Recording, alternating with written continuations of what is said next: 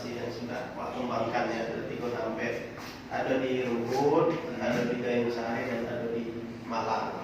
Berarti kalau sentra wisata kuliner itu dikumpulkan seluruh kuliner-kuliner Minang di sebuah tempat gitu ya? Jadi memang arahnya awal itu kita ingin membentuk sebuah memperkenalkan kuliner Minang. Memang kuliner Minang itu sudah dikenal bahkan sudah mendunia ya.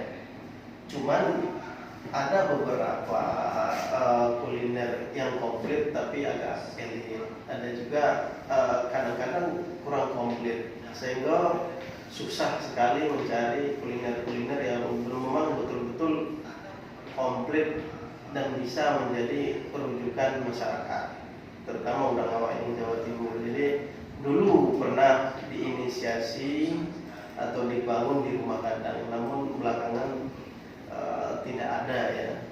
Memang ke depan diwacanakan kembali. Nah, memang kebutuhan kuliner itu sangat diperlukan. Yang pertama untuk awak tongkrongan ya, bagi orang masyarakat Minang yang di Jawa Timur sebagai kebutuhan konsumsi.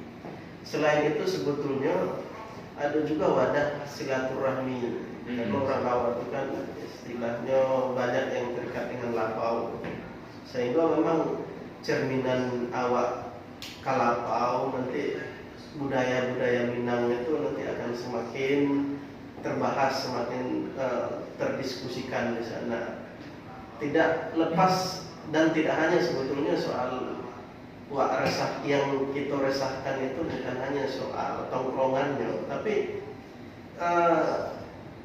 kini masyarakat Minang itu atau orang Minang itu agak sedikit terpecah belah ya, dari mana awak kadang-kadang tidak kompak karena jarang bertemu, mungkin jarang bersilaturahmi. Jadi tongkrongan itu sebetulnya dibuat konflik supaya awak berkumpul nanti itu menjadi wadah untuk awak bersilaturahmi. Setelah silaturahmi nanti bisa bersinergi. Jadi ada hal-hal yang perlu sinergikan, ada hal-hal yang perlu dibicarakan sebetulnya, sehingga lintas profesi, lintas kegiatan, lintas organisasi, awak semakin kenal, awak semakin menjadi perhitungan yang nanti sebetulnya tujuan akhirnya akan menjadi